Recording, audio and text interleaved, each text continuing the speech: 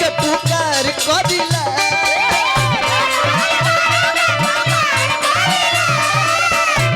बाली माई के पुकार करिला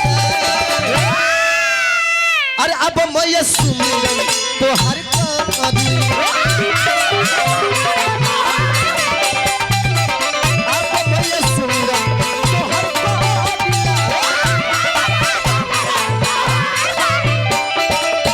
एक बेदिना बारंबार करिला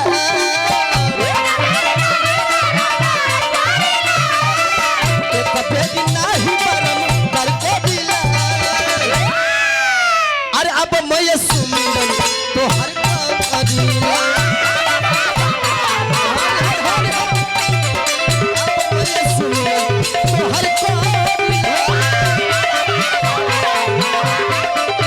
बहुत बहुत के पुरस्कार सुरेंद्र है जी हार्दिक हार्दिक अभिनंदन करो एगो पुष्प के हार भी देनी है दिल से धन्यवाद करो भैया के अच्छा कमेटी के लोग हैं गुड्डू हलचल जी खड़ा हो जाइए व्यास जी स्वागत हो जाओ हलचल जी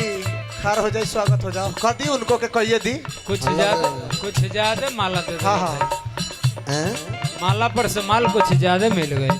अच्छा ठीक है चलो बबुआ जी अभी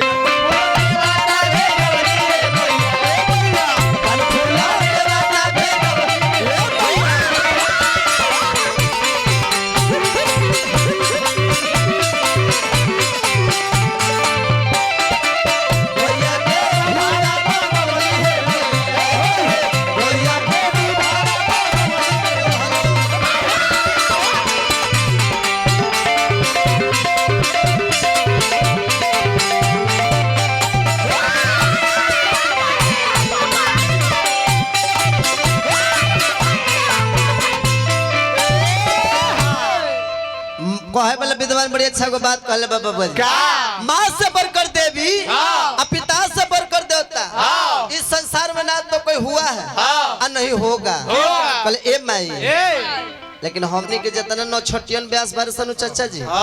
हमनी के चाहिए कि पहले शुरुआत वंदना ताल होला जौना जलसा में उपस्थित बानी कुछ बढ़िया गीत संगीत होके लेकिन एक दूगो ब्यास बार सही फिर में ना रहल ना अब देखब गुड्डू हलचल जी के आप सब देखे के मिले अभी तुरा माई आबा लाल बचाव के फिर में ना रहे ना उड़ते उड़ते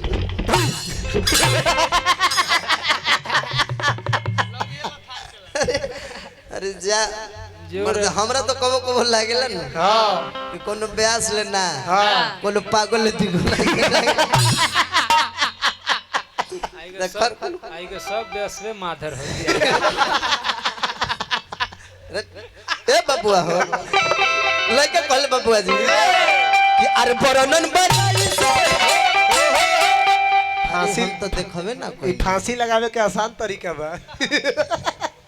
आई दादा पहले ही जुगाड़ से तार ऐसा जगह रख देनी है ठीक कोई नहीं है कि हम एने बनी हम जाते हो फेर में ना रहल हम गावे बजावे के फेर में रहल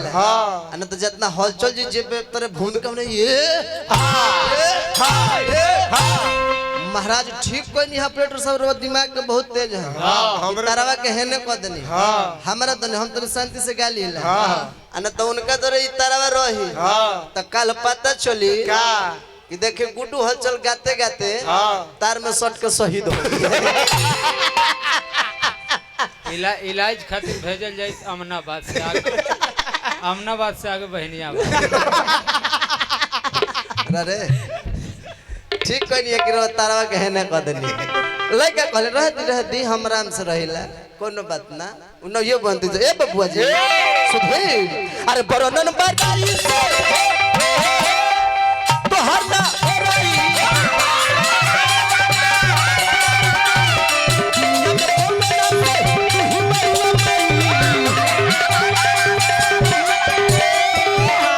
मोरी माँ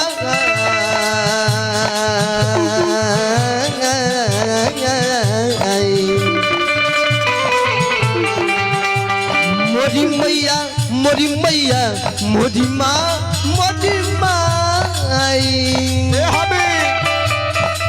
बरनन बराई से तो हर ना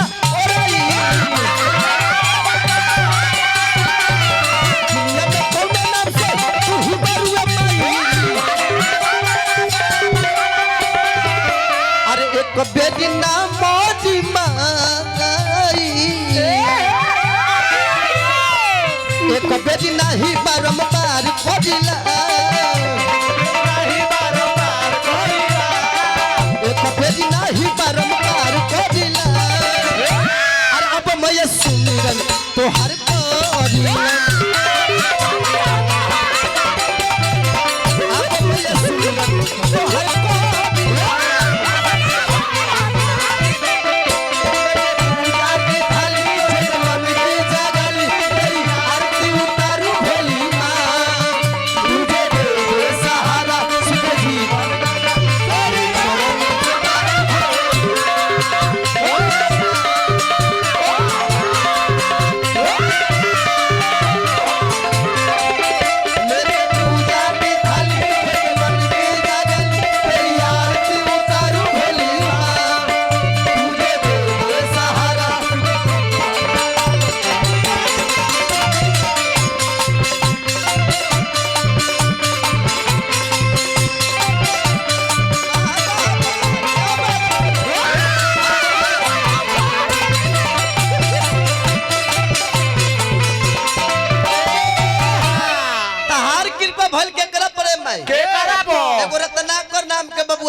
तहार कृपा भाई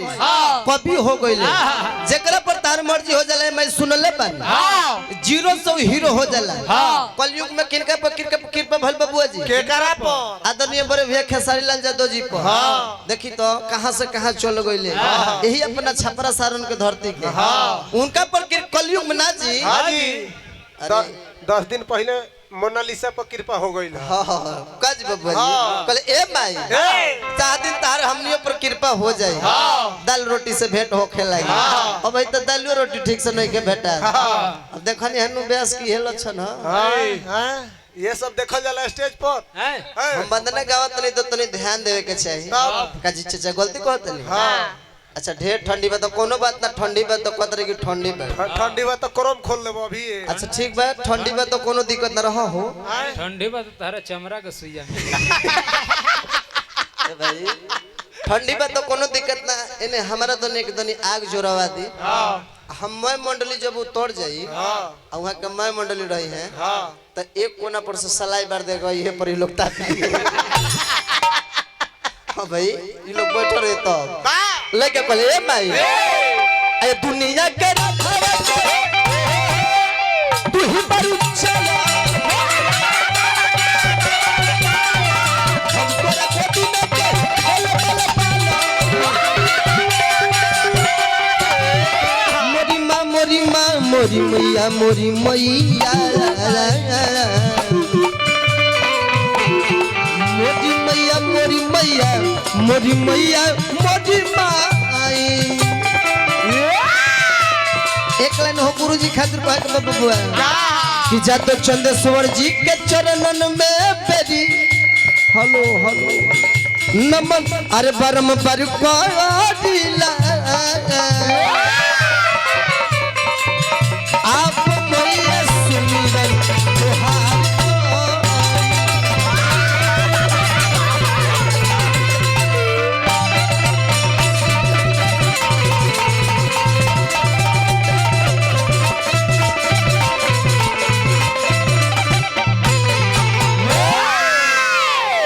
अब विशेष टाइम ना ले हम जा हमनी के एगो हमनी के गणेश जी के बदना कहो ओकरा बाद हां भाई तू लोग खोलुल के सरिया ला सामान सब सेट कर ली पहले के गीत संगीत रहे नु चाचा जी मैं घर परिवार बैठ के सुनी जैसे हमने के माई बहन लोग देख कितना सुंदर लगत बब्बा जी लोग बैठल बन माने कि मैं घर परिवार बैठ के सुनी तब बार ना लागत रहे पहले के दी गोला भी होखे तो कैसन धुरान का गायत्री बाबा और वो लोग का मजाक होखे तो कैसे क्या नाम धुरान हो अरे कोई तो जी के सार के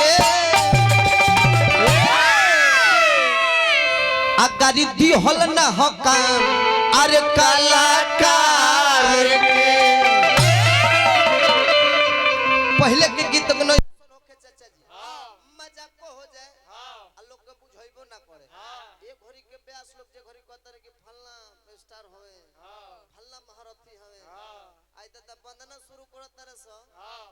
उनका के 4 कुर्सी के